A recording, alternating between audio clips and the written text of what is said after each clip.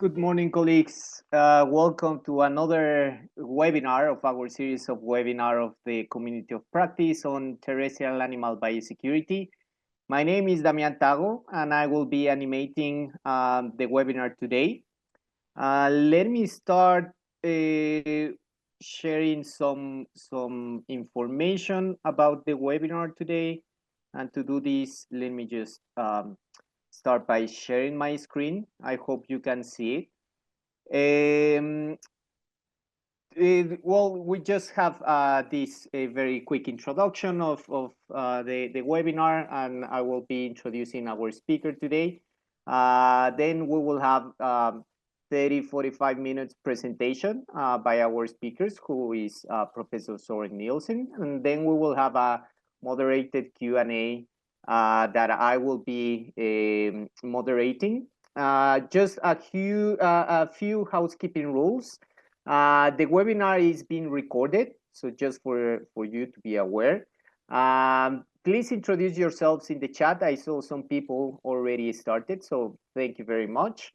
And if you have any question at any time on the during the webinar, please use the Q&A section to introduce your questions, and those are the questions that we will be using for the Q&A session. Okay. Please don't use the chat, because then we will be monitoring the chat, but there might be some risk that your question is lost. So without further delay, today we will have the webinar talking about flexible assessment of biosecurity in small and medium scale poultry farms in low and middle income countries, which is very much in line with the idea behind the progressive management pathway for terrestrial animal biosecurity, which put a lot of emphasis on contextualizing interventions to strengthen biosecurity. And today, Professor Søren Nielsen will be talking about the work that he is doing. Professor Søren Nielsen, he's a professor in veterinary epidemiology at the University of Copenhagen, and currently he's involved in a project on biosecurity practices with ILRI in Kenya. He has long experience in communicating with farmers on aspects of biosecurity, as well as extensive research experience on biosecurity in general. Professor Søren, I will stop sharing my screen now, so feel free to introduce yourself, and then you can start your presentation. So the floor is yours. Good, thank you very much, Damian. And so as Damian just said, I'm Søren Nielsen from University of Copenhagen. I'm going to discuss this paper that we had recently out. It's put up here. And also note that in a few minutes, I'm going to ask you some questions via the SenSteps software. So if you either scan the QR code in the top right corner, or go to ku-pulse.dk and log in with the code 32777 with the capital F, then you can also be part in this voting. So I'm doing this, as Damian said, in collaboration with ILRI, where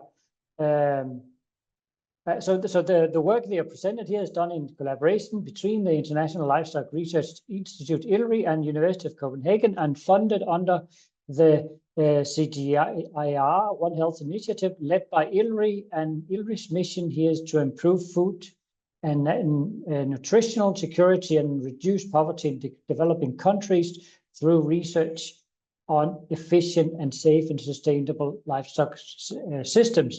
So with this, the work that I present here is the result of some of that.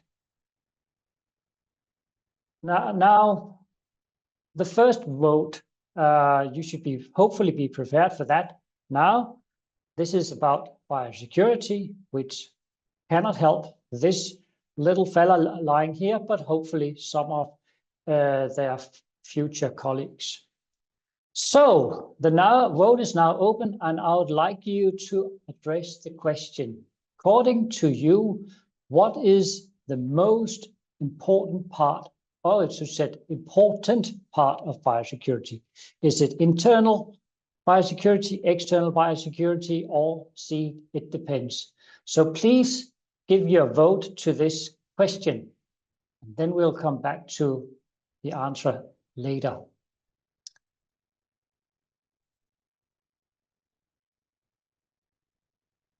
And I see that many people are registering, and I hope that you are as well.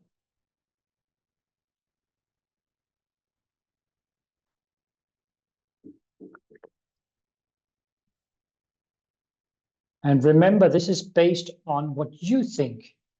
And I don't see any responses yet, and I'm a little bit concerned if things are not working properly now. So don't make me nervous. Just respond if there is, if it's working for you. I'm a nervous fella. I think it's working, Søren. Don't worry, because I can see that the counter down below the image now is 21, and it's been. Yeah, but I don't have any responses, and that's oh yeah, good. So please, I'll close the vote in 20 seconds. So please hurry up. There will be more opportunities to vote later. So do not log out when you have logged in.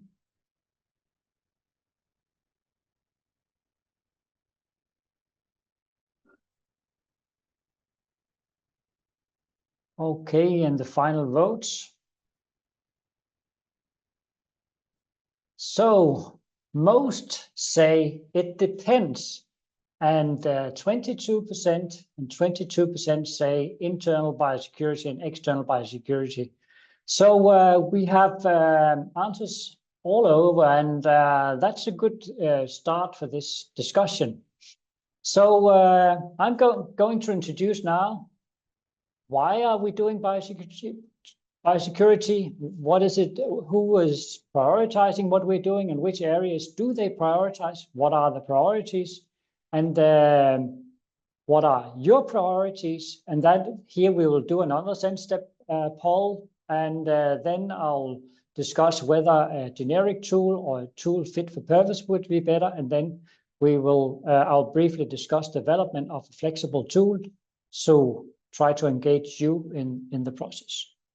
So when it comes to biosecurity on infectious diseases, then the first thing is we need to consider if we're looking at a specific disease, is this one exotic, sporadic, or endemic?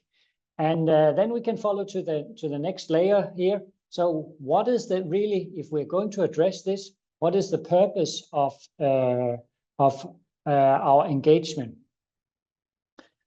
It can be the two major points here, either production related for the farmer or the societal impact for the society. So this could include economy, public health, animal health, but also other aspects such as bioterrorism, biodiversity, and the environment. And here we need to look at how big is the impact of the disease in question. Is it small or is it big? And then we ask, who is it really that might, for one, benefit from it, but also who has an interest? So here the decision maker could, if the impact is small or localized, it's really the decision maker, it's the farmer. But if the impact is big or it has a huge societal impact, then it's more international organizations that are interested in this. And here, again, if we continue from the impact, then if the impact is small, then maybe we don't want to do anything, or we may want to control it. But if we want to control large scale, then we need to have the international organizations, or at least nationwide engagement. And here we might want to engage into eradication. Or we could, because it's not feasible to eradicate, choose to control.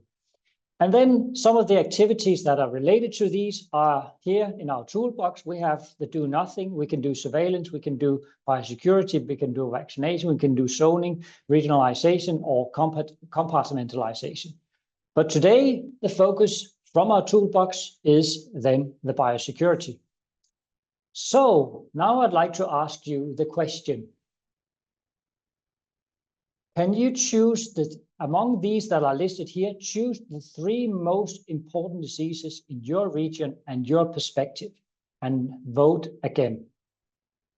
So you can choose 3 of these.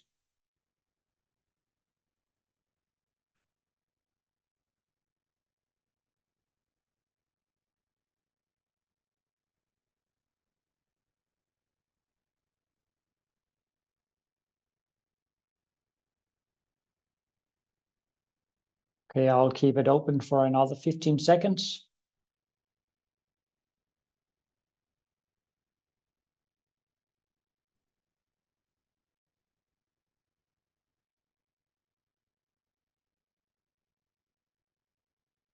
And then I'll move on and see. Okay, so there's quite a variation here, which is good.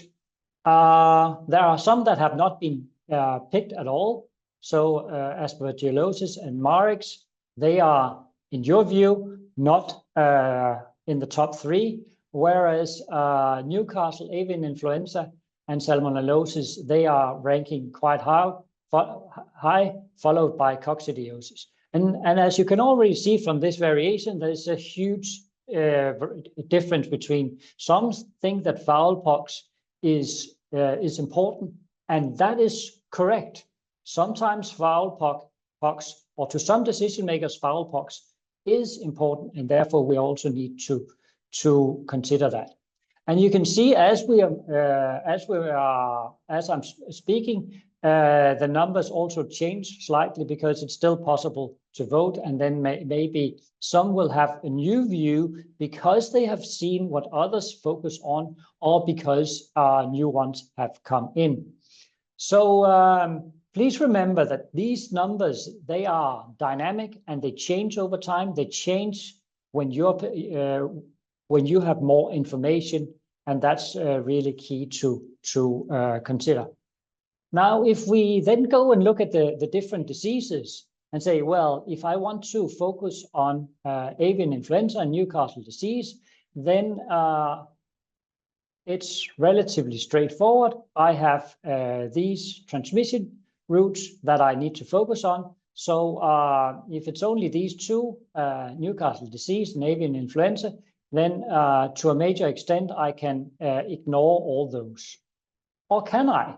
Well, if I ignore all the other main transmission routes, then I'll not be able to capture those. For example, if we're looking at vertical transmission, salmonellosis and mycoplasmosis can be transmitted vertically. So if I ignore those, then they are also out. So here you can see, well, is it beneficial to have a generic or a fit for purpose tool? That really depends on what are your focuses.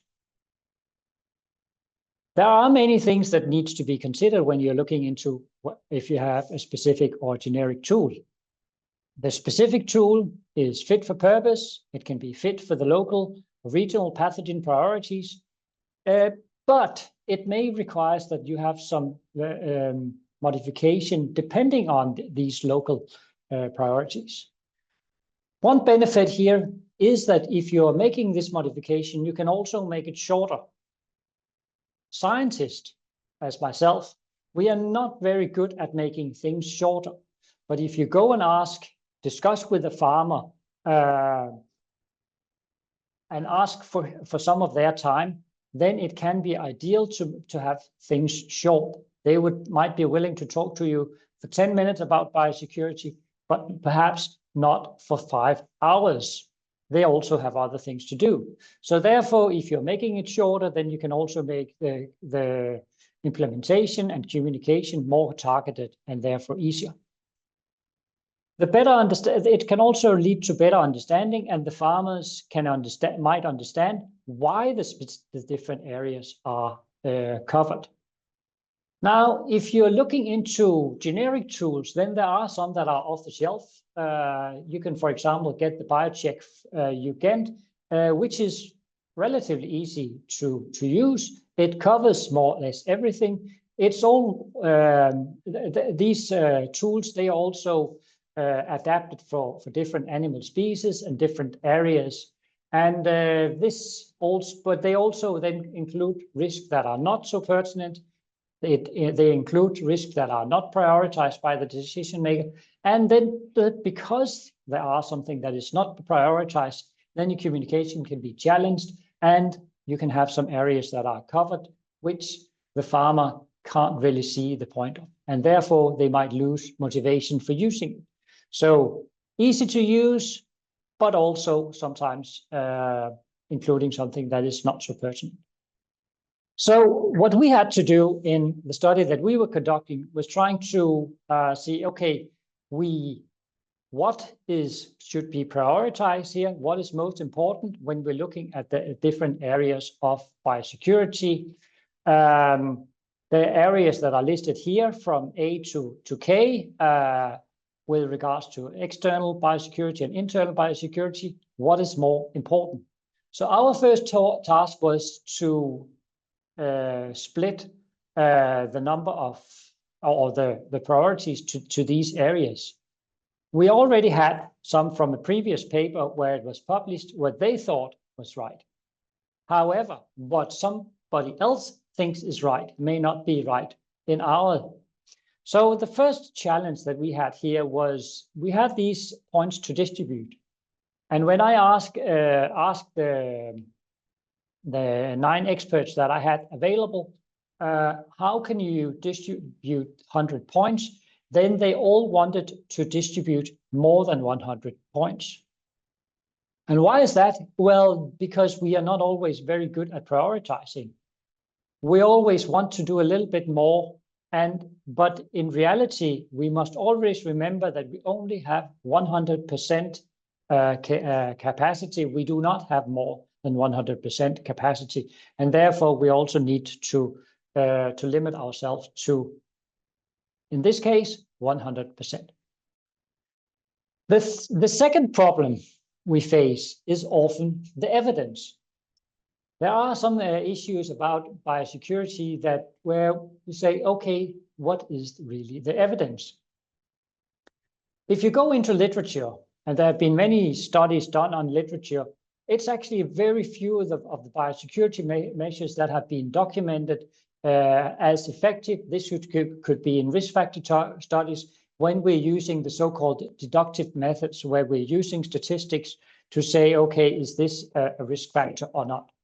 One of them is movement of animals. Movement of animals makes sense because when you're moving animals, you're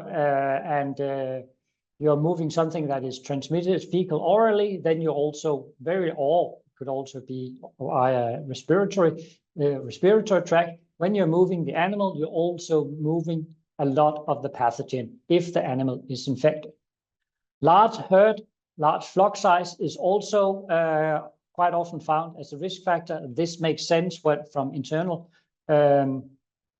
biosecurity, because then there are more pathways through which the pathogen can be transmitted. So with more animals in a flock or herd, the more pathways and the more the pathogen has the opportunity to spread. Some of the measures that we are quite commonly suggesting, for example, the use of foot baths, vermin control, vector control, we have very little specific experimental, very little specific field evidence that this is working. We don't have we do have experimental evidence in some cases, but experimental evidence and field evidence is not the same. Still, we are advising farmers to use this over and over and over. And why do we do that? Is that something that is pertinent to do? I would argue that maybe it's not always the case, simply because it's not of relevance to that specific farmer. Why is it that we don't have much evidence? Well, either it's because the pathogens that we're looking at can be absent or at low prevalence in the studies that are being done. And then we have a low to extremely low risk of exposure. Could also be that some of the study designs that are made, they are not fit for purpose, and they are, at the end of the day, they become very expensive to carry out, and they are extremely challenging to do appropriately. This is the case when we're doing field studies, where we go and test a lot of risk factors in the field, but there are so many factors that are making things uncertain at the same time, or are confounding each other, that we cannot really find the evidence. So we end up with very little evidence, and therefore we often have to use the inductive methods. We need to use expert opinions. So the aim of our study was therefore to develop a flexible tool to assess biosecurity measured in small and medium-scale poultry farms in Kenya, applicable to similar low and middle income country contexts, and then to enable assessment of biosecurity in a fit-for-purpose manner. And this would be based on the evidence that experts have available, namely. So we were doing expert knowledge elicitations, EKIs. They are inspired by the EKIs that are done in the European Food Safety Authority for example, for assessing animal diseases. And here the first step we used, and is also used there, is the selection of experts, then development and review of protocol, then individual weighting of questions and provision of replacement questions, and expert knowledge aggregation. So this is the work that we were doing.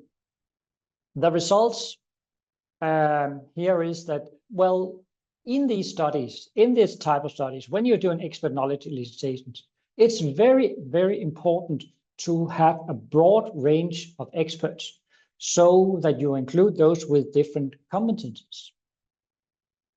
We also need to draft a protocol, and this was based on questions from BioCheck, UGent questionnaire, and an existing questionnaire from ILRI. And here we were trying to include local conditions where possible, and the experts then proposed some modifications of some of the questions. Also what they're doing, what experts usually do, and what is not always ideal, but mostly the case. The more experts you ask, the more questions they add. They rarely subtract anything. One of the challenges we had was the quality of day-old chicks. I'll come back to that. And then some questions that were deemed to be not relevant, we actually managed to remove those. Then the individual experts scored the different areas and sent them to the coordinator, which was myself.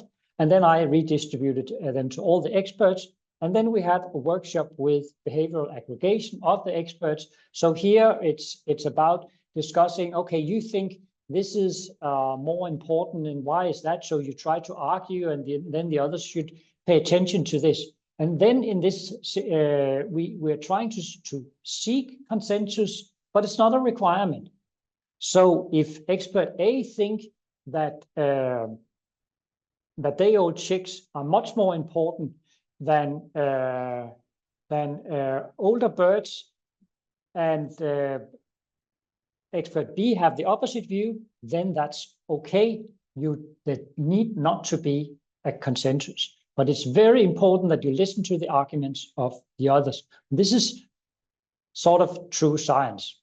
So what we ended up with was this weighting of different areas. And please be aware that there's no right or wrong answer to this. There is a weighting what we think is more important or not. We need to sum up to 100. And that's what we eventually did. You can also see that the purchase of day-old chicks, visitors and farm workers were and cleaning and disinfection were considered more important. And when you are looking back to the original question that I asked you, you may remember that we had two options. We had option A for external biosecurity, which are the top one here from A to H, and the internal ones, which are the bottom three ones, I to K. And you can see that overall, the external biosecurity is deemed here to count more than the internal biosecurity altogether. But this also really depends on the diseases that are priority and prioritized when you're using this. So always remember the context. Now, if we are digging into one of the areas, I'll only cover one. You can see here, this is the purchase of one day-old chicks, which covers 15%. And here the question is, how did you acquire these birds? Were they purchased or self-produced? Here we gave most weight to those that were self-produced. And the reason was simply that we quite often we don't know what the quality are of these birds. But it's also how can you ask specific quality questions for the supplier? And we didn't really have any measures to do this. We would like to ask a number of questions, but the information is often not available to us. So there's no point in asking a farmer questions that he or she may not be able to answer. And that was one of the challenges we were really facing here. But further on, when we have these, there will be this within area distribution, where the high score indicate what is important, but not necessarily how it is important. That might be in other areas, especially if we don't have specific information. Whenever we have these whenever we're looking at these, the distribution was according to discussion, and here we also included local products. One of the challenges with the local products is that we don't quite often do not know anything about their effectiveness, and then we end up with additional uncertainty. Uncertainty is not necessarily a bad thing, as Voltaire used to say, is that uncertainty is an uncomfortable position, but certainty is an absurd one. So uncertainty is not always nice to have, but it can also be tricky to have, to be too certain. So the question is, can we add a fit-for-purpose tool locally? What we didn't manage to include was a discussion on what is relevant pathogens. We should have done that. If I should look back on this, I would have liked to have included that. And we are actually going to do now, at least in Denmark, a project where we're looking at what are relevant pathogens, and then what are the key transmission routes for these. And then when we're looking at relevant pathogens, at least they should include notifiable diseases, because the international organizations or the veterinary authorities have said that, okay, the notifiable diseases, they are at least important. But it could also be that there are some that the farmer think is relevant. And that's something that you really only know locally. The results, when you're getting these results, they are not necessarily comparable to those with other tools. And that's what the fit-for-purpose tool inherently differs. Quite often, if you're using a generic tool, it's made for the researchers, it's made so that you can compare different areas.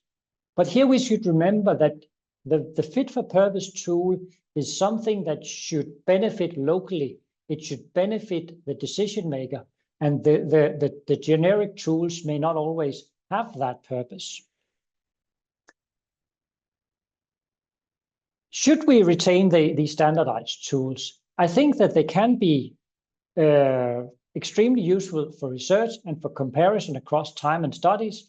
But remember that the fit for purpose tools, they are useful to the farm and area specific assessment.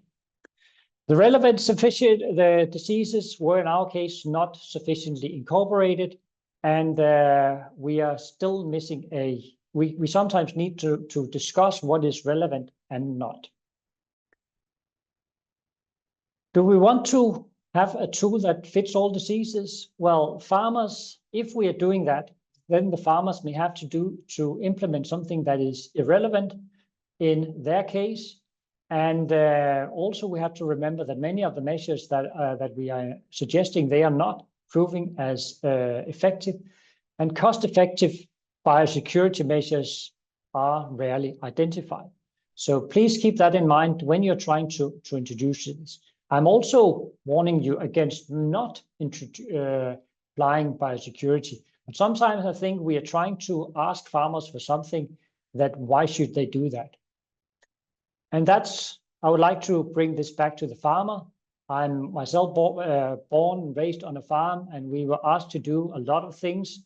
And sometimes you ask, but why are we doing this? And if you cannot motivate the farmer to do something to protect their farm from the threats that are relevant to them, then it may not make sense.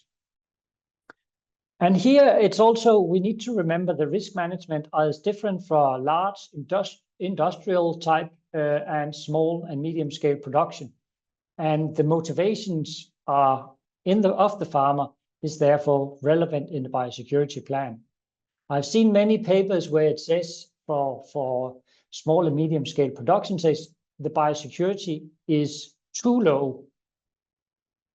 I would argue that it may be low, but it's really up to the decision maker to figure out if it's too low or not. One of the problems we are facing is that we are quite often having imprudent use of antimicrobials. And when we are doing this, we are trying to reinforce biosecurity. But quite often, antibiotics don't necessarily solve most of the relevant diseases, especially when we're looking at the viral diseases. The identification of these relevant diseases combined with the relevant transmission routes should be done. It's not done with any of the current tools, neither with the ones that we have provided. Another challenge here is increased resilience of the animals. Here, the day-old chicks in particular may have a much bigger effect. We are not able to quantify that. We should be able to do that in the future. So I hope that future tools will also be able to manage much more on this, but also we should be able to measure and define what is the quality of day-old chicks. So I'd just like to ask you one final question before we end this, and then is, who is the best decision maker? And here you only have three options. You have the farmer, the scientist, or the veterinary authorities. So please let me know about that.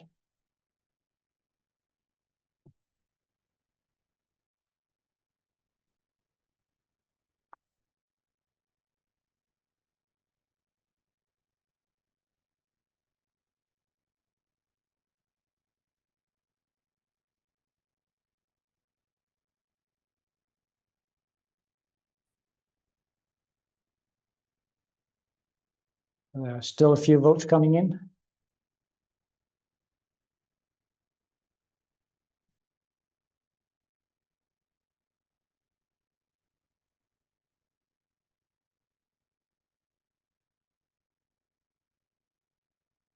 And it's deliberately that I didn't put in my partner, because that would confound the results here. So I think we'll close this vote and see. So the farmer, most people say the farmer, I think about 50% say the farmer, 25% the scientist, and 25% the veterinary authorities. And well, all three could be right. for local problems and local decision making, the farmer is absolutely the one that is the best decision maker. Their advisors, whether it being other farmers, whether it's being through the literature, whether it's the veterinary practitioner or other kinds of flock health advisors, they can provide information for the farmer to enable this decision making. This information could come from the scientist, but the scientists, they are not decision makers. Scientists are usually those that provide information to enable the veterinary authorities or the farmers to make good decisions. But scientists are not decision makers. Veterinary authorities, they have a huge role in those that are diseases that are relevant on national or international or regional scale. And therefore, the decision makers here, the veterinary authorities and the farmers, their decision making needs to go hand in hand. And we need to, as scientists, be able to enable that. So if you want to proceed with this, what can you do? Well, you could develop a local tool. This is a little bit time consuming. Step one, compared to what we did, is discuss internally which diseases are important locally, and then you can provide a prioritized list to experts in step 3, and then you can select these experts. How do you select those? Well, it's very important that you select people with different expertise. They should be able to pay attention to arguments of others. You can also use the one that we have provided instead of using a new protocol. But some of the questions here may have to be modified for local conditions. Then you need to do individual weighting of the questions and provide replacement questions. How much time does this take? It doesn't have to be something that takes a lot of time. I would think it's per expert about 30 to 120 minute exercise. The aggregation done by the coordinator takes a little bit of time. And then at the end of the day, you'll need to do this expert knowledge aggregation, which is a workshop. And this requires that all the experts from step 3 are available, and it requires a facilitator to steer the aggregation. And here it's important to remember that consensus is not available. This is one way to create your own tool.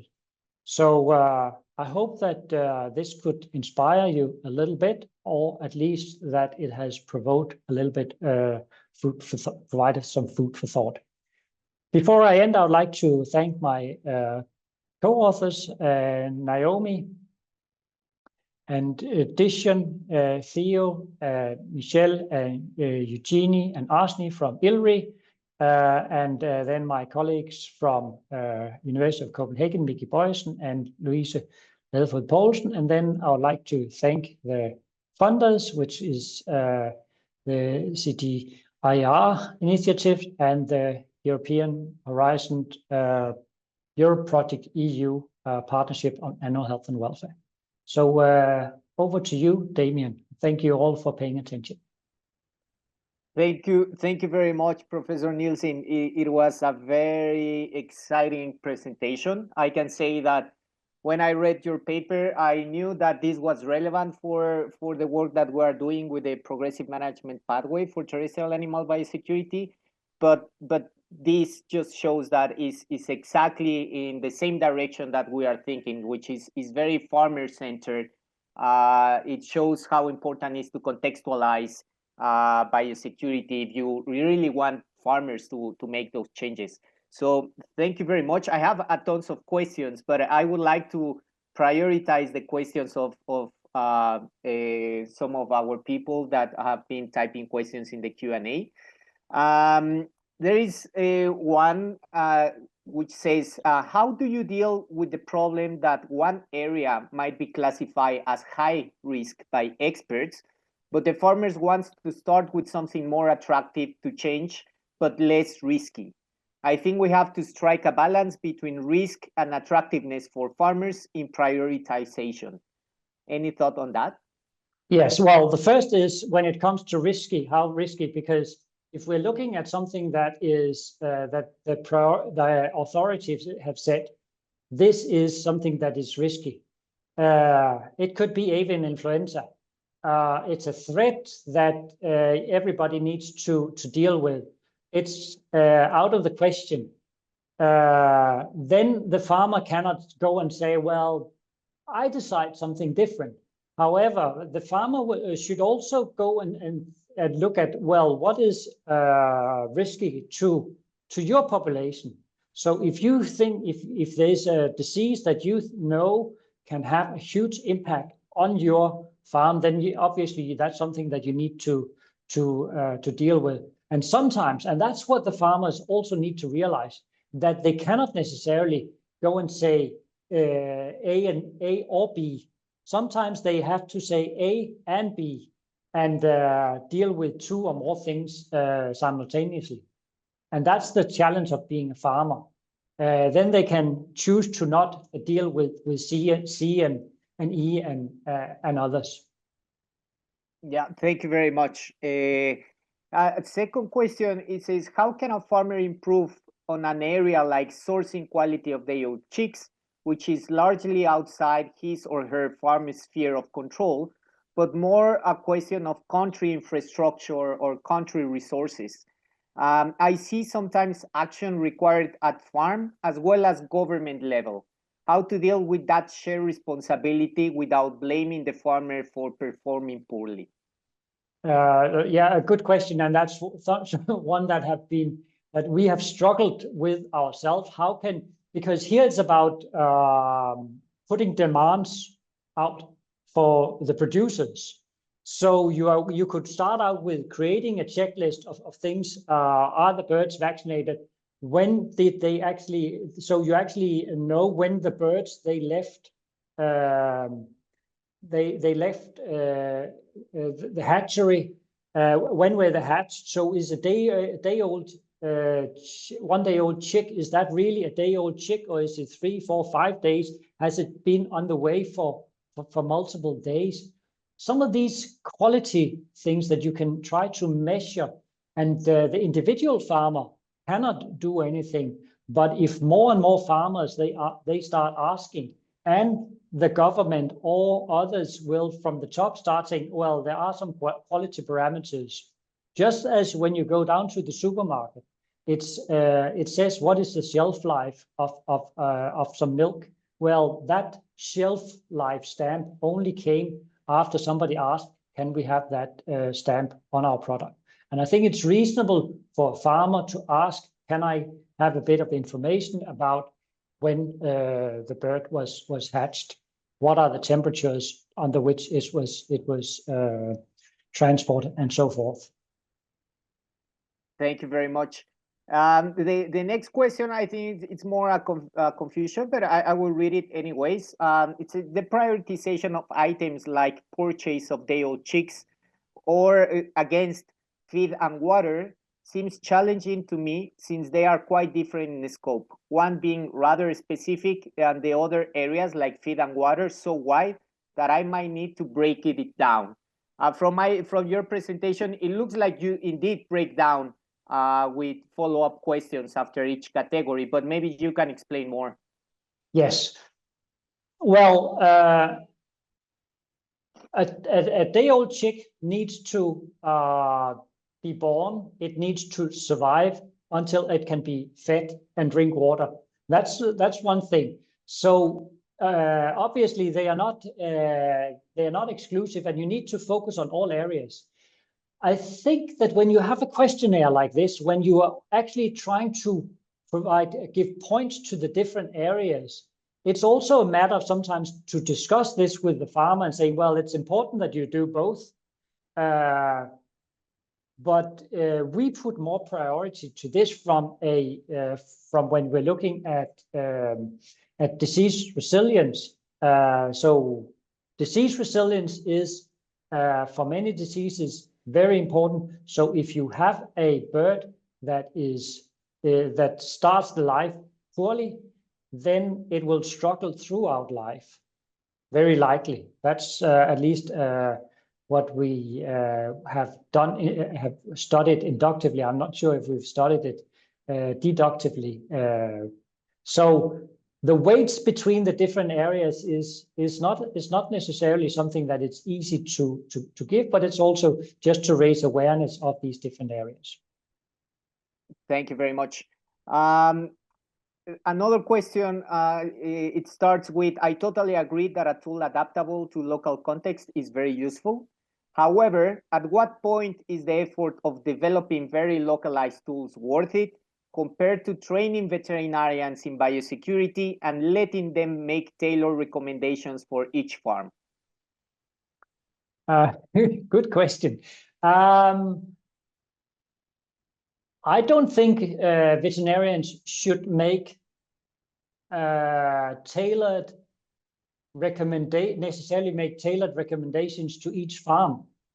I would rather but now it's become something about didactics and how do you train farmers to do what they do. If you go and deliver a plan that says, here, do items A, B, C, and D, I've done that many times to farmers, then they might say, okay, which one is more easy for me to do? And then they will implement that one. But the more tricky ones, they will never be implemented. And that may be the ones that are really working. So if the farmer are part of developing the plan themselves with the vet, that might be much better and much more effective from implementation of biosecurity. Now, then it was actually the question started out with how much effort should you put into developing your own tools? And I think here it's really the tools that you have available you could use the tool that we have developed, but that would only fit for some context. And so here you really need to see how many customers do you have. If you have 5 customers, then I would not think that you should make your own tool. If you have 1,000 customers, then it might be a good idea to develop your own tool. And this is obviously where you need to figure out who is going to use this. Now, I'm fortunate to be a scientist that some journal would take our tool, and here you need to, if you're in a business model, you really need to think what is more appropriate and not. And it's also very easy for me to say, well, please use my standards. Some would say everybody wants to standardize, but nobody wants to be standardized. So please keep that in mind. Thank you very much. One question from Stephen Hinckliffe.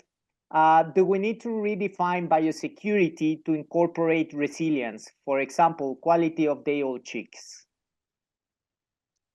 Good question. Is resilience part of biosecurity? This is a question that has been brought up by many. We chose to include it without paying too much attention to that detail. I've heard some that say, and that's some of the work that I have been doing with the European Food Safety Authority, we actually have three levels of biosecurity. We have primary biosecurity is also the external, where we're trying to address the external threats. Secondary biosecurity is also internal. How do we try to manage disease in the farm? And then we have the tertiary, the resilience, because we know it's important that we have resilient animals. And if we exclude that element, then I don't think the value of the internal and the external values a lot if we don't consider that. So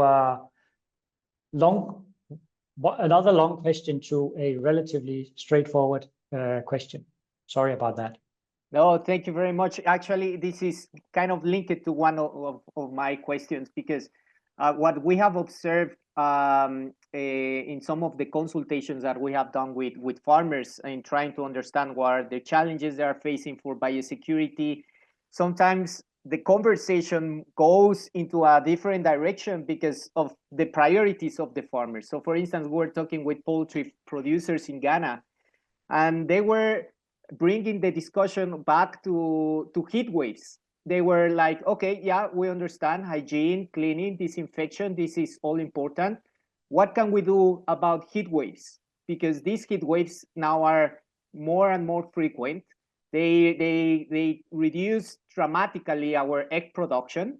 And so we are not willing to invest more in our farms if we don't find a solution to this. So then we realize, well, if we want to kind of promote biosecurity, you cannot just kind of focus on some hygiene practices, and you need to have more like a farm management a perspective if you want to convince farmers about the value of biosecurity. Any experience on how you are dealing with these situations when you are talking to farmers, Søren? Well, I think it's always important to again let the farmers discuss amongst each other, because they are much better training each other than I am. Although I used to be from a farm, then I'm now living in the city. They see me as sitting in the Eiffel Tower and telling them what to do. Now, if somehow I can provide them with training material so that they can use this to teach each other, inspire each other, see, this is what I'm doing, and try to get that out to work, instead of us coming and telling, now you need to do A, B, and C, and realizing that if you forget to feed your animal, if you forget to provide it with shade, if you forget to give it water, then all the biosecurity measures that you do, they don't matter. Yeah, definitely. We're running out of time, but I don't want to close the webinar without asking you, Søren, what are the next steps for you, future research? Are you planning to produce a manual in doing this? And I'm asking because as part of the PMP-TAB work, we are preparing, well, we have this toolkit, and I think this work fits perfectly into the toolkit and the tools that we want to give to the public that are interested in applying some of these methodologies. So any future research a point that you would like to highlight now? I would come back to this with the relevance of diseases. What is relevant and what is not, and how if we could sort of integrate that into this tool. That's something that I would very much like, and that's something that we are focusing on, because everybody just say, well, you just need to up your biosecurity, and I think I don't really think that's always the answer. So it's there's some social science into this, but there's also something about prioritizing, and prioritizing is not something any of us are very good at, or I shouldn't say any of us, but most of us are very bad at prioritizing. We want to do everything, or we don't want to do nothing. So perhaps we need to find a way to figure out what is really relevant. Yeah, thank you very much. Maybe just a final comment. We've been trying to work on this kind of knowledge elicitation process on assigning weights, more from the perspective of assessing the impact of our interventions that we have at risk. But at the end, is very much related with prioritizing and allocating limited resources in the most cost-effective way. So we will be very interested in following up this conversation, because I think your efforts could also kind of guide our efforts on assessing the impact of our interventions, the impact on risk. So thank you very much. I will just encourage everybody to join our community of practice. I think we did have time to answer all the questions, but we will double check. And if there is any question that remain unanswered, we will follow up this discussion in the discussion forum of our community of practice. Once again, Professor Nielsen, thank you very much. I don't know if you want to say just a few closing words before we finish. Well, I think I've said most of it, so I would just like to say thank you very much for joining. It was a pleasure to have this opportunity, and I hope that it inspires at least one or two of you to do this. So thank you very much from my side. It definitely does. Thank you very much, and thank you very much, all of you colleagues for joining. I could see Melissa added the link to the community of practice. So if you haven't joined, please do, because we do have excellent panelists sharing their work as we did today. So thank you very much, and see you on the next webinar. Goodbye.